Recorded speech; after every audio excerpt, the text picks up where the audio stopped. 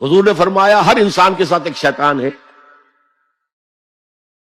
کسی صحابی نے بڑی ہمت کی یا جرت کی یا جسارت کی، جو بھی چاہیں آپ لفظ استعمال کریں،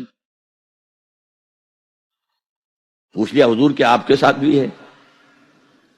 فرمایا ہاں ہے، لیکن میں نے اسے مسلمان کر لیا. ایک حدیث نوٹ کر لی.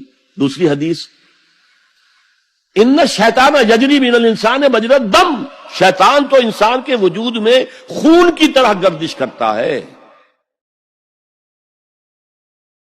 اب اس سے کیسے لڑے؟ جو کینسر سارے جسم میں پھیل چکا اس کا کیا کریں گے؟ کون کون سے عضو کو آپ کاٹیں گے اور پھینکیں گے؟ اور خون ہی کے اندر گردش کر رہا ہے تو اس کا علاج کیسے ہوگا؟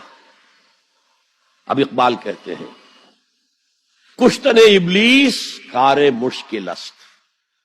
ابلیس کو مار دینا، ہلاک کر دینا مشکل کام ہے. جہاں کہ وہ گم اندر اعماق دل است، اس لیے کہ وہ تو دل کے اندر، دل کی گہرائیوں میں جا کر ڈیرا لگاتا ہے، خون کے ساتھ گردش کر رہا ہے. کیا کرو گے؟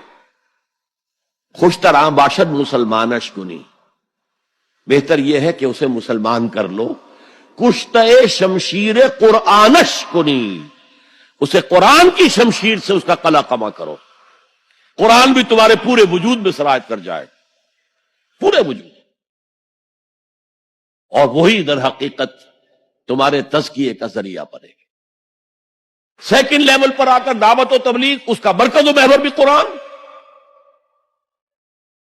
آپ پوری سیرت پڑھ جائیے، جہاں حضور جاتے تھے قرآن سناتے تھے. آپ نے کوئی لمبے چوڑے خطبے اپنے کبھی دیے ہی نہیں.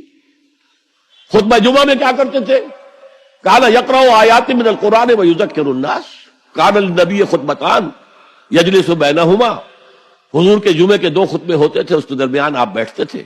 کرتے کیا تھے؟ یقرأ آیات من القرآن ویذکر الناس. قرآن مجید کی آیات سناتے تھے اور تذکیر کرتے تھے.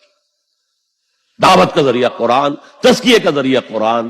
یہ ہے جہاد بالقرآن پہلے دونوں مرحلوں پر، جس کے لیے الفاظ آئے ہیں سورۃ الفرقان میں، فلا تطع الکافرین وجاہدہم بہ جہادا کبیرا.